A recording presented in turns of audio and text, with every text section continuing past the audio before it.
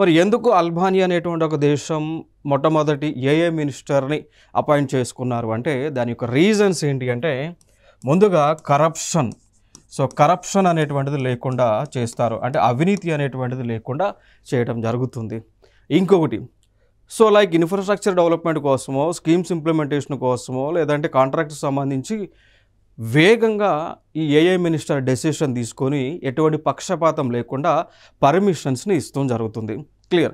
So మనుషులమైతే అంటే for example government contracts ఉన్నాయంటే దానిని కొంచెం నెపోటిజమో, ఫేవరిజమో, రీజనలిజమో, కాస్టిజమో, రిలీజనిజమో ఏదో చూపించి బయాస్డ్గా పక్షపాతంగా ఉండడం జరుగుతుంది మనుషులైతే.